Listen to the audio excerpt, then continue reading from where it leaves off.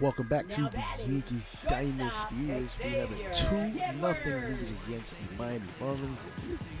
Kind of needing a victory. We've lost, like 7 of the last 10 games this season. As Rodon gets ahead, strike number 1. Oh, man. How'd you miss on that slider? You know, it's probably best he missed on that slider. As Bryson Stott, 22-game hit streak, fly ball by Edwards to center field. Yankees will maintain a 2-0 lead. And actually, we will end up retaining the game lead as 2-0 in general. Only 3 hits from the Yankees, but we made it count. Aaron Judge with a 2-run homer.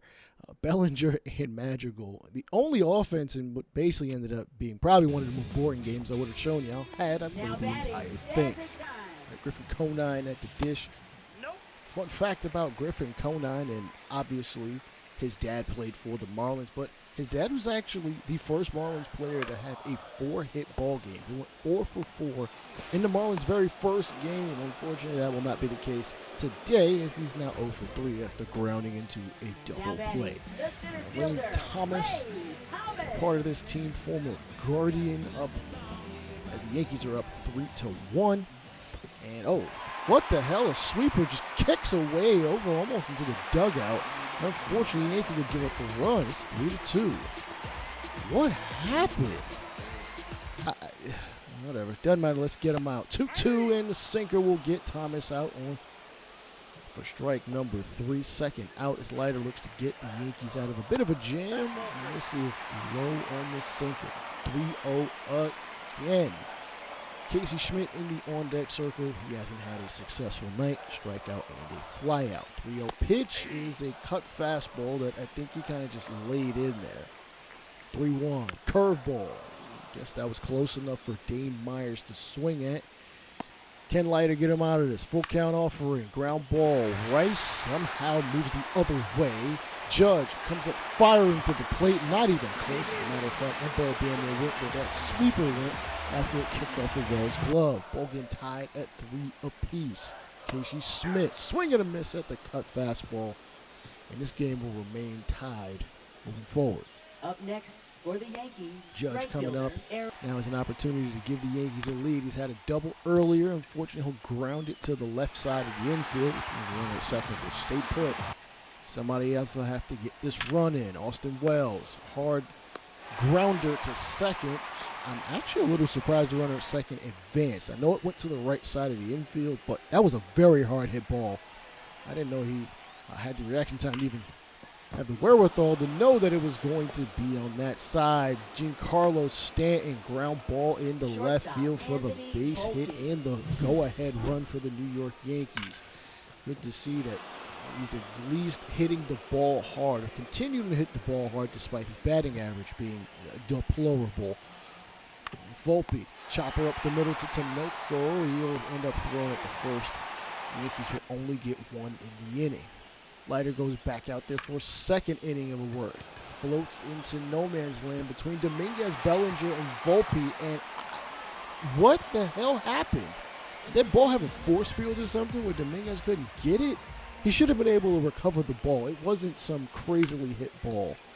Conine, ground ball up the middle to Rosario. The runner from second will advance. Leaving Jesus Sanchez will have to come through for his team. Here in the bottom of the 8th. Behind 1-2. Swing and a miss. Split finger fastball. Diving out of the zone. Gets the Yankees out of danger.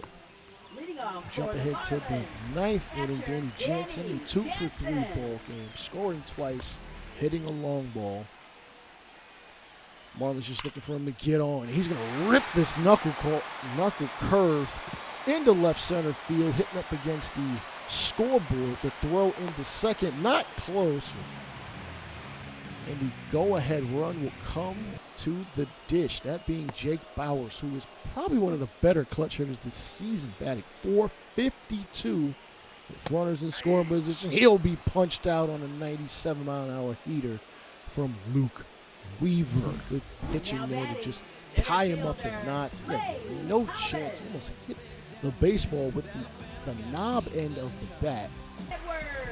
Means Xavier Edwards will have to get a solid hit.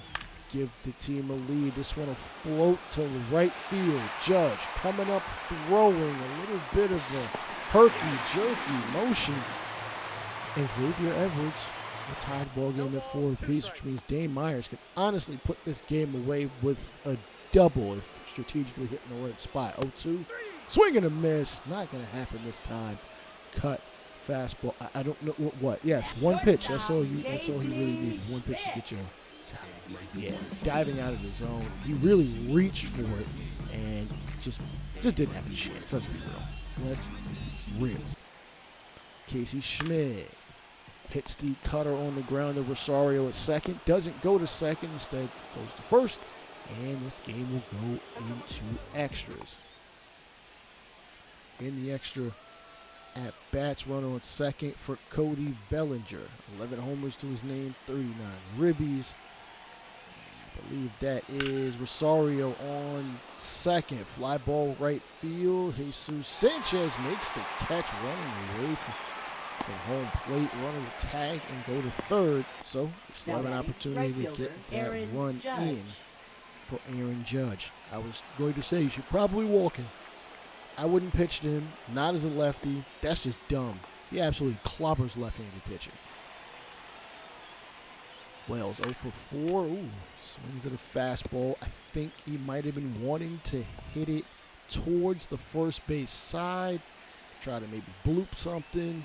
Just couldn't connect solidly. Sinker outside corner. Good pitch. Wells doesn't chase it, and I really don't blame him. He's just going to end up getting hit right at third, over to second, over to first. Call me Nostradamus. As unfortunately the Yankees will have to go back to pitching. Shamus Gabriel, I believe, is also a first-round pick. A couple of first-round picks this year actually have debuted so far. I know we're only 2 months into the season, but a lot of these young guys are getting called up if they're good enough, especially for some of these shaky teams like the Marlins and the White Sox. We're going to shift the defense to something custom.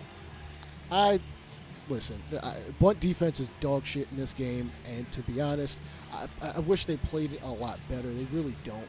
And a lot of teams aren't really bunting unless they feel like they need to. But can we get out of this jam? And speaking of jam, Weaver tosses a fastball high and inside. It's Justin Foscue batting .360, limited plate appearances. The bunt just bounces in front of the plate, and Wells just looks at it. Dude, pick the damn ball. Actually, I get why you didn't pick the ball up. Pick it up. It's a live ball. Then you got to tag the runner coming home, or it's going to be a rundown situation as Foscue, unfortunately, strikes out on the high cutter. Conan comes in.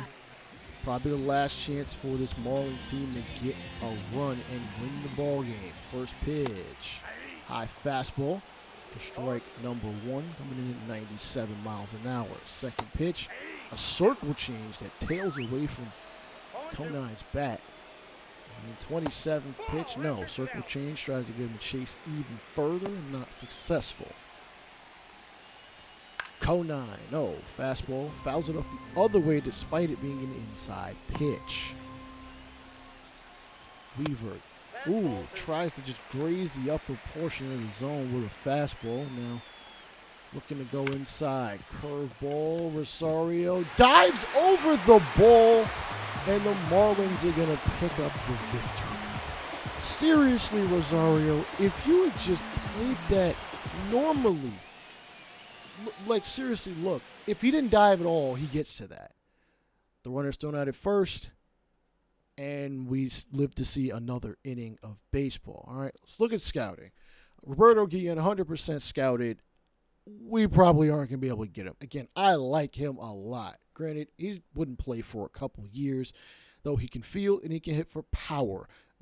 Austin Wells is our catcher, but he wants $6 million, so he's out of our wheelhouse anyway, even though we are the Yankees. Andres Silva, damn good reliever. He's just got to be there in that fourth inning, and I'll probably take him. Elliot Moran, solid all-around player. I don't care about the potential not being that high. Honestly, I'd probably make it even, because I don't understand players that are like 75 overall with a D potential. It just doesn't make sense to me. Not that a D potential can't be overcome, as we'll take a look at some more players. Edgar Valdez, Mark Cortez, and Sean Egan. Valdez, very much you're not going to hit him very often, and you'll definitely strike out a decent amount kind of player. Might have very high stamina for a closer, up to 45. Fastball, curveball, two-seam. We'll probably give him another pitch. Mark Cortez, a whole lot of blue on him in the upper echelon of relievers. Could be a first-round pick, I'm not going to lie. I do like him, and I do want to get younger in the reliever realm. Sean Egan, another solid all-around guy. His one flaw, he does not have the arm strength or accuracy to probably really be out there in the outfield, even as a left fielder. Speed, contact, some power. I like what he's got going on, but we got 3 more weeks before we even see any draftees. Garrett Cole tossing a cut fastball right down the middle. Not concerned with Bowers being a very good hitter with runners in scoring position, and I mean, understandably so. Never mind, I might have spoke too soon. High fly ball, right field, near the bullpen. Judge leaps. Oh, it hits off the glove. It hits off the glove. The runner from, I believe, first is going to score, and Bowers just ended up hustling anyway. It was 2 outs, and he'll end up with a 2-run triple. I mean, great effort by Judge as we take a look at this upon replay. Judge has his eye on the ball. It's not like he can't see it. Maybe he kind of lost it in the shadow right here as it kicks off the thumb portion of his glove, unable to make the catch. Unfortunately, it wasn't a 3-run inside the park home run, or that would have tied the ball game. Actually, shit, they're already up 3-2. Maybe it wouldn't have hurt that bad. Four-seamer right down the middle. Garrett Cole not concerned. Connor Norby. Judge comes to the dish and might be wanting to replace some of those runs. I don't blame him. Sandy Alcantara still yet to be traded by the Marlins, despite the rumors for the past couple of years. Ground ball to short. Judge will be safe as shortstop unable to recover. And there's nobody out for the number 3 batter, Austin Wells. 69th pitch from Alcantara. Ground ball second. Throws to the short for 1, over the first for 2. Runner will advance to third. And still tie this ball game up. It's just going to take a successful hit. Giancarlo batting 205. Rips this one in the left of center. Actually, just straightaway center for the base hit. And the Yankees have tied the ball game at 3 apiece. Volpe having a damn good season. 20 doubles already. Very well on pace for about 40 or 50. As Volpe actually got hit with that. Oh, whatever. Hey, maybe he took some acting classes. Dominguez, ground ball up the middle. Stanton is actually just going to stay put despite the throw from center. I mean, are we really that surprised? It's a little early for a pinch runner, so that's why I didn't replace him. As Rice, unfortunately, falls behind a fastball and be the final out of the 5th inning. Up next, jump ahead to the top of the 6th. Judge, runner on third. Never mind. I speak too soon. They're absolutely scared of Aaron Judge. And I mean, I don't blame them. So they'll take their chances with Austin Wells. A dribbler in front of the plate. Ramirez fires to first. And squandered opportunity to take the lead. Jake Cousins comes in. In relief, ground ball up the middle. Foskey with a successful base hit. Bellinger fires to third. Ooh, almost throws it into the netting. And it is a 4-3 ball game for the Marlins. Cousins is going to give up a blooper. Oh, my goodness. Come on. What is going on here? Xavier Edwards tacks on yet another run with 2 outs. Oh, my God. Connor Norby hits it deep to left center. Bellinger able to run it down. Holy smokes. As I thought that was going to get away from us. The game does anyway, as we end up losing 6-3. Cousins just fell apart, gave up 2 runs. Snelling didn't even pitch that long, 2 1/3 innings. How he got the win, I have no idea. I'd have to look at the box score, as we are now chasing the Toronto Blue Jays in a wild card race. We are 2 weeks away from the draft, and we still got some more players to scout, including Sean Egan, 19-year-old from New York. Yes, he's related to that Egan, Tommy Egan, a notable drug dealer who finds himself in Chicago at the current moment, allegedly. Mark Cortez, another reliever. We're still looking at him. I still want to get some more information about him, see if that hits and Ks per 9 are legit. Same thing with Edgar Valdez. Again, I'm definitely having no issue going with relief pitcher. For the next week, we're going to be looking at third baseman Mark Brewster, who seems to be a pretty solid all-around player. His arm accuracy and reaction might be an issue at third, but he can hit very well and run. Rocco Karlik from Illinois, a workhorse pitcher who doesn't really give up the long ball. His pitches, I like the pitch mix, the two-seam, the splitter, circle change, curveball, and a slider. So he's got pitches going all over the place. And Jazz Chisholm has finally returned back to the New York Yankee lineup. That is definitely what we need to hear. It's like music to our ears. And yes, we will insert him back into the lineup, but we do have a bit of an issue. We have 27 players on roster. We are going to have to decide to either send somebody down or release them. And unfortunately, I think the DJ LeMahieu era is over so long as he accepts his assignment to AAA. He's not going to. He'll be removed off the active roster, designate him for assignment. He'll play in AAA if he chooses to. Maybe he'll seek free agency, and maybe a team may take him on as a veteran presence. But meanwhile, we will take on the 40-38 Detroit Tigers here at Comerica Park, my least favorite park in all of baseball. As Carlos Rodon is on the mound, he's been pitching very well in the last 2 starts, 12 strikeouts, only walking 4 batters, a .63 whip in the last 2 starts. You'll be facing on the opposite end Matt Manning, 4-2 with a 2.16 ERA, only striking out 11% of batters. That is not a good look. So I guess guys are hitting contact-wise, so they're hitting into the defense, and that could explain why he's winning, but Jazz Chisholm swing and a miss at the first pitch he sees back. Didn't decide to send him on a rehab stint just because it just didn't make sense to do so, as we really need all the batters we possibly can muster up at this point in time in the halfway point of the season. We're just over the halfway point. Nope. He takes the high 4-seam fastball inside for ball number 1. Takes another pitch, a curveball that just got away from Manning. He's worked it to a 3-2 count. Pretty good for his first time back. A lot of guys like to just swing willy-nilly on the first time back, as he'll lay off a sweeper and end up on first base. Now, it was an arm injury, so don't be surprised if Jazz Chisholm is looking to run. First pitch, Cabrera, chopper, a liner at somebody who actually I couldn't see. That looks like Spencer Torkelson. As Cabrera, unfortunately, will have to go back to the bench. Chisholm back at the dish. Yankees already up 1-0. The last 3 games that Chisholm has played, which were back in April, he ended up scoring twice. Chisholm takes this sweeper and deposits it in the left field, and he will retreat back to first and end up with a base hit. So 2 successful plate appearances in his first game back as a Yankee. I know it seems weird that he's batting in the bottom of the lineup, but I don't want to put the pressure on him unnecessarily to come back and cook for us when I'd like him to slow play things. Takes a lead and gets picked off at first. Jazz, that is not like you, sir. Now batting third baseman. Fortunately, we are still up 1-0. Tyler Holton, the pitcher, on the mound.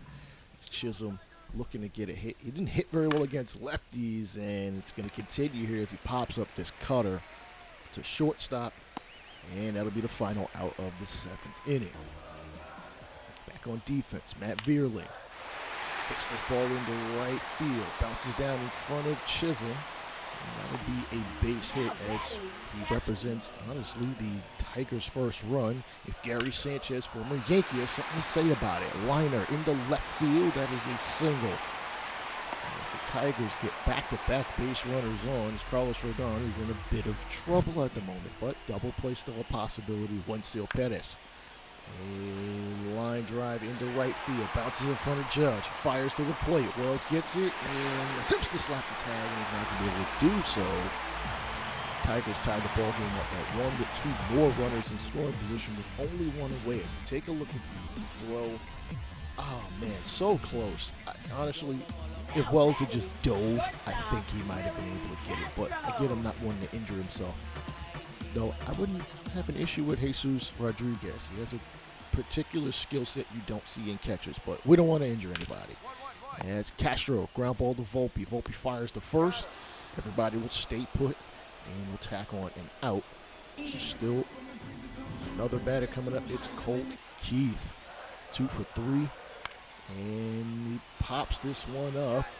Volpe is going to be the one to make the catch in shallow left for the final out in the bottom of the 7th. So Yankees will come back to the dish. Tigers have more hits than the Yankees. That's not a good look. They also have an error.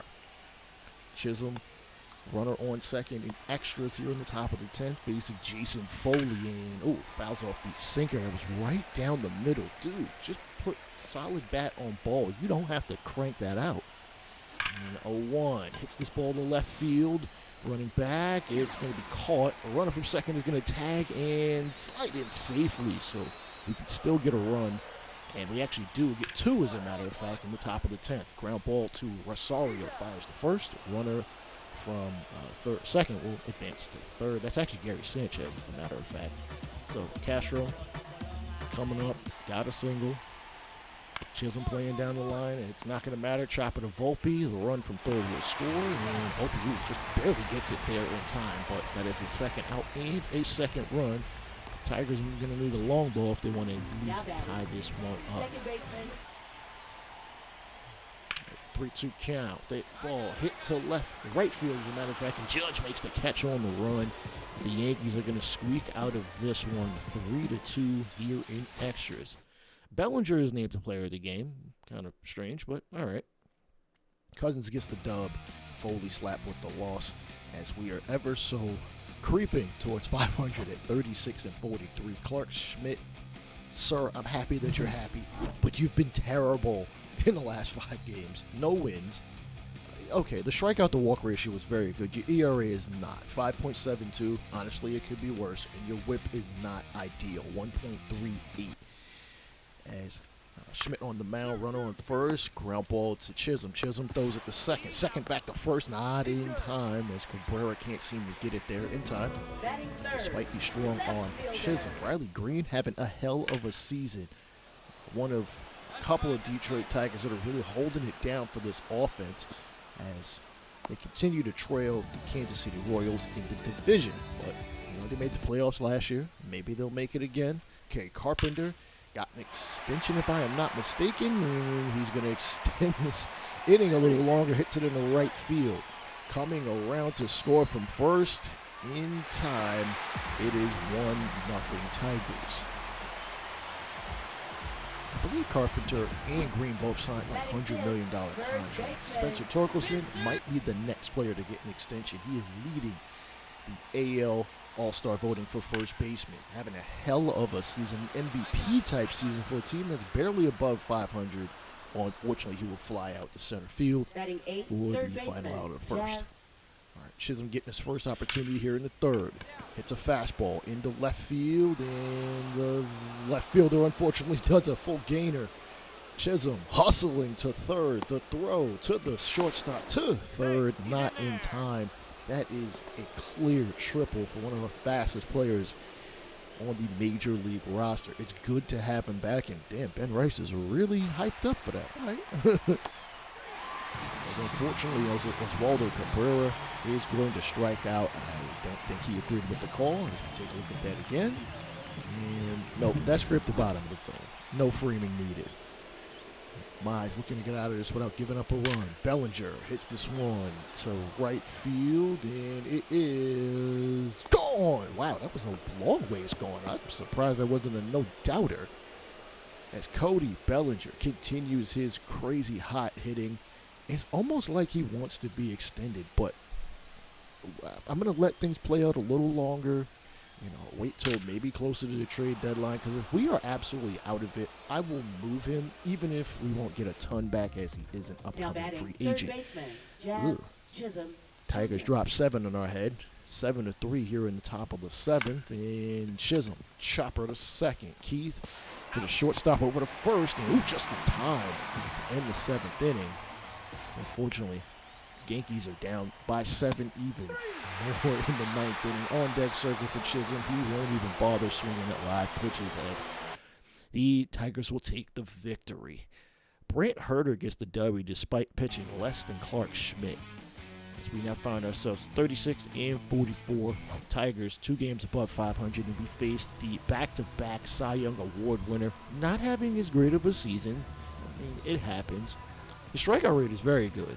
Strikeouts, very good in comparison to his innings pitched. It's just he's not getting the wins, and for some reason MLB The Show cares way more about wins than, say, like ERA and strikeouts you got. Chisholm, unfortunately, will chop this one third, and he'll be thrown to first, and he'll be out to end the second. Now batting, third Judge hits a baseman, 3-run Jazz homer. Chisholm. We're up 3-0. Top 4. As Chisholm takes the high fastball, hits it to straightaway center, and the runner. Dude, why'd you run so far off of first? Just, like, be a little bit off first. I don't think that pitch was going to drop. Anyways, what do you know? Garrett Cole still continuing to cook. 3 strikeouts, only giving up 3 hits. Has not given up a run. Still leads the American League in strikeouts for pitchers. As Chisholm will come to the dish. And he'll face Kenley Jansen, who was oddly enough coming out here in the 6th inning. He is the active leader in saves. I don't like the fact he's not the closer. He's at almost 500 and should be on a Hall of Fame pace. He should have, honestly, 500 right now. But the Tigers are playing things very weird with their bullpen. Swing and a miss on the cut fastball as Jansen proves he's still got it, even at the age of, I think it's at 37. And Cody Bellinger did record his 700th RBI. Braves just barely take sole possession of the National League East against the world champion Phillies, about a half game up. And Yusei Kikuchi has a hell of a game. 7 innings of 1-hit ball versus the Guardians. And as we jump back into this one, as we are now down by 2. Chisholm 0 for 3 in today's ball game. He does have an advantageous 2-0, now 2-2 count. And he'll rip this one past the shortstop into left field as the tying run will come to the plate. The number 8 batter. It's probably Oswaldo Cabrera. No, it's Austin Wells, as a matter of fact. I should probably move him up the lineup. Sliding in there. Unfortunately, Jack Chisholm is going to get thrown out. Going to second. I appreciate the risk taking. Ground ball to Chisholm. Chisholm throws it over to first, not in time. Probably didn't charge it hard enough, and that ball kind of died on the infield grass. Ben Rice hits this one to right field and on. No, actually gets down. It actually does get down. So Chisholm might have an opportunity to come to the dish with an opportunity to tie the ball game up. 2 runners on it, as a matter of fact. Facing Jason Foley, batting .222 with runners in scoring position, which is a far cry from what he hit last year. It's a damn shame it's not on his player card, or I'd be able to tell you what it was. High fly ball, deep to center field. Ranging back at the track, at the wall, it is gone. Jazz Chisholm gives the Yankees a 1-run lead here in the top of the 9th inning. And believe me, we need every run we can get. I would say, Mr. Boone, I think you should be warming up Weaver right now so we can pick up this save and get out of Dodge in Detroit. It's good to see Chisholm still proving he's got the bop in his bat. Set a career high last year and tied for the team lead with 33 in the 2025 season. Hopefully we get somewhere around that number to close out this year, as there's still about 3.5 months left in the regular season. I mean, that'll be a very hot regular season ending. That'd be about 10 home runs in a month, and that's a lot, to be honest. Liner over short and in the left field. Runner from third is going to score. Unfortunately, the Tigers will tie the ball game at 6 apiece. That is actually Weaver's first blown save this year. Third baseman, Jazz. Jump to the top of the 11, Mike Clevenger. And Chisholm is going to get the base on balls intentionally. Kind of odd. Okay. And Kerry Carpenter having a hell of a ball game. 4 for 5, 2 doubles, 2 singles. And if he can get one into the gap, it'll tie the ball game. Might even produce the winning run as there was a runner on first. Chopper back to Leiter. Leiter to second. Rosario back to first, and we won't have to worry about that as the Yankees will get out of this one with a one-run victory. Leiter picks up, I believe it's like his 7th win of the year, which honestly is a lot for a reliever, but we put him out there to throw 2 innings just about every other day, and he seemingly gets the job done. That's why he was an all-star last year. I'm not sure if he'll make it this year, as they are very stingy about relievers making the all-star game. It's mostly closers that end up being all-stars every single year. I had to do research to really look at that. Anyway, Jazz Chisholm coming up to the dish, 2 runners on. The Blue Jays hold the first wild card seed. As a matter of fact, the wild card is essentially the American League East and the Mariners. Fortunately, he'll fly out in his first plate appearance. Runner from second won't tag because it's Giancarlo Stanton. He shouldn't be tagging anything. Third baseman, Blue Jays pitching a 2 ERA in the last series they played, a 1.00 whip, 7 hits, 25 strikeouts. They played a hell of a series. Honestly, I forget who it was. I think it was the Red Sox they faced. Chisholm, the last 5 games, on fire, batting .435. And hits this slider deep to left field. It'll bounce down, roll all the way up against the wall. Varsho throws it in. And, yeah, you really don't want to test the elite arm of Varsho. So stick on second. You'll be fine. Cabrera can at least move Chisholm over if he has a pretty good plate appearance. Full count. Actually, Aaron Judge comes to the dish. Hit, unfortunately, strike out on the heater to end the 5th inning. Bowden Francis setting down former MVP. Jr. Toronto up by 2, 3-1. Here in the top of the 7th. A runner on and swing and a miss. Wow. Even Garcia cranks it up, fires it in the inside part of the zone. As we take a look at some projected leaders, why they're showing this at midseason is really beyond me. Judge will basically lead in everything but stolen bases, according to the prognosticators. I'm not against that idea, but we really got to make sure that this team is not just relying on Aaron Judge to do everything to get us to the postseason and the championship. We had that problem last year. Losing in the wild card game, losing Aaron Judge in mid-August, not even being able to see him have a postseason plate appearance because of the grade 2 torn hamstring. But he's healthy now, not hitting as well as he, I guess, is in real life. As Chisholm, oh my goodness, hits an absolute rainbow that he wasn't even sure it was going out. Stood on first for about a solid 3 to 4 seconds, but it ends up being deposited in center field. His 5th long ball of the season. Again, we are loving this bop, and we might need to move him up the lineup. I'm not sure. Maybe we kind of balance out some of our better hitters and have him hit in the bottom half of the lineup, so we're not relying on top 3, 4, 5 dudes to take care of everything. As the bottom of the lineup doesn't always hit, and I mean, somebody's got to hit down there. I mean, you've got 9 spots, so somebody's going to be at the bottom, and it doesn't always mean you can't be productive. Alejandro Kirk here in the 9th inning hits it to right field, and it'll be out of here. Wow. I think Judge thought he was going to make the catch on that one, but that is a supremely clutch home run by catcher/DH and Alejandro Kirk. Maybe Toronto might be looking to extend him. Remember, they did extend Vlad Guerrero, the real-life 14-year, $500 million contract. Bichette got an extension as well. Not nearly as long. I'm not surprised. If he didn't have the best seasons last year, Alejandro Kirk might be looking for some security in his bank account.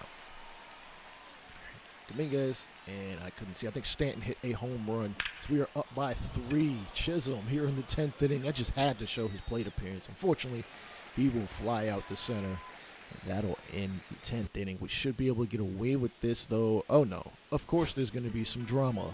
Now batting. Cousins gave up 2 runs so far. And there's a runner on first. 2 outs, 1 and 2 count for Hunter Renfroe. Pitch from Cousins. It is a liner to straightaway center, and Cody Bellinger is going to run it down, and the Yankees will eke out the victory. Do you see why I prefer a 3-run lead and not 2? You can get 2 runs pretty easily in extras. You're pretty much almost guaranteed 1 so long as you move the runner over twice. But I prefer a 3-run lead. All right, mirror image records: 38 and 44, 44 and 38. The Blue Jays are up by about 5 or 6 games for a wild card spot. Chisholm, last 6 games he's played, which you've seen all of them: 429, 1452 OPS, 2 homers, scoring 3 times. And he'll be facing Jose Berrios, who's having a hell of a season, 6-2 with a 2.25 ERA.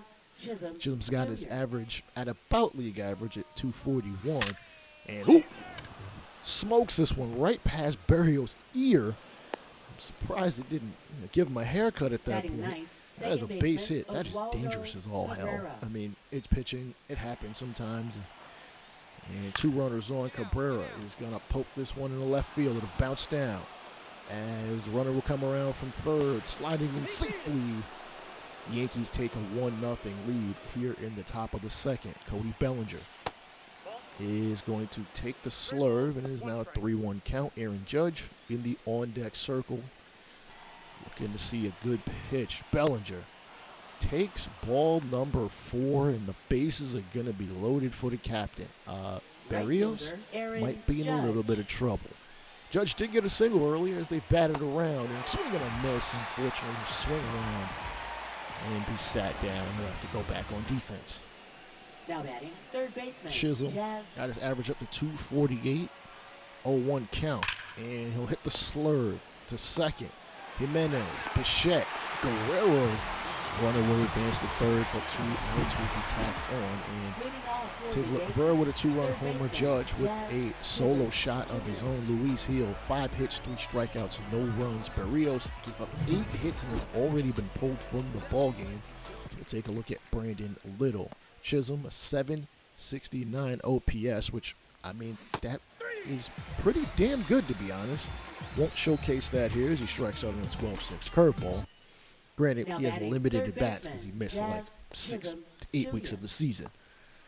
Yankees up 5-1. Nick Sandlin, the righty, tosses a splitter right down the middle. He is not afraid to throw that pitch. It's not the hardest of pitches thrown, but it is very effective. The splitter becoming a lot more seen in today's ball game, and Chisholm will throw out the bunt attempt to end the ball game. So creep ever so much closer to a wild card spot.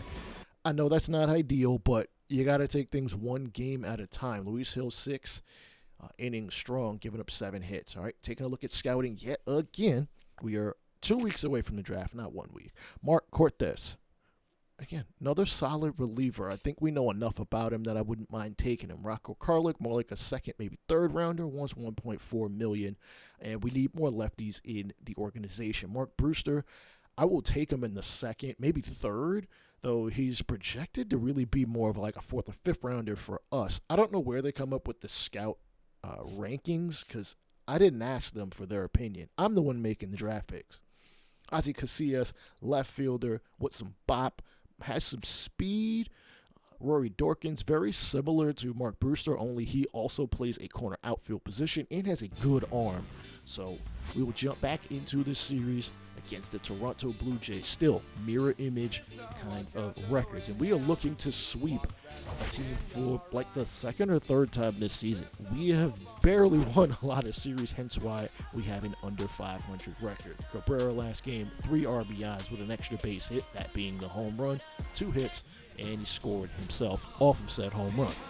German Marquez has gotten himself, a little bit of a resurgence as he's now the Toronto Blue Jays starter, spending many years in Colorado. His ERA is lower, I guess. I mean, for what it's worth. I mean, it's not the mountains, and it's not the Rockies trying to give you some run support.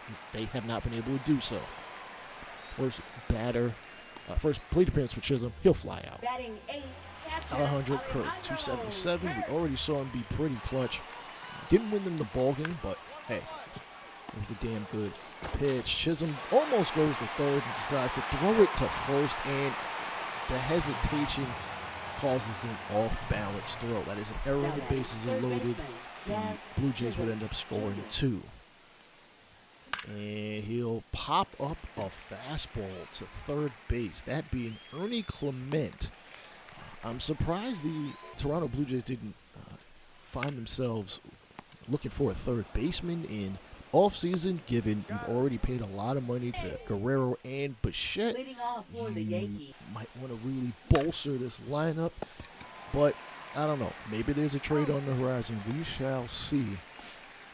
As I'm not quite sure who some of the Leading off third for the basemen across the Yankees, league who third might, baseman, you know, Jab. need a new home or might be helping out this Toronto Blue Jays team. As you know, it's 30-team control. I try to make trades as fair as possible. We shall see how things play out. Chisholm works the count to a 3-0 point. No, that's actually Yimi Garcia and not Omar Marquez. 3-1, fouls it off.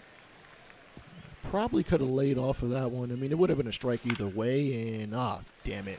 A wasted 3-0 count turns into another pop-up at third base.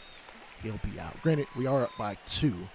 As Luke Weaver looks to finish things off. Pop up into shallow left as Volpe just is determined to take Dominguez's fielding opportunities any chance he can get. Nonetheless, we end up getting the victory. Again, not that Dominguez is playing bad by any means in the outfield. I will gladly take what he's given us. I mean, he's had some errors. I mean, who hasn't? As we take a look at the wild card standings, we are just a game and a half out behind the frickin' Angels, who actually are playing pretty damn solidly. The Royals are holding that last spot. And we'll see how things play out as the season continues. Check out any other episode, and if you've missed it, peace out.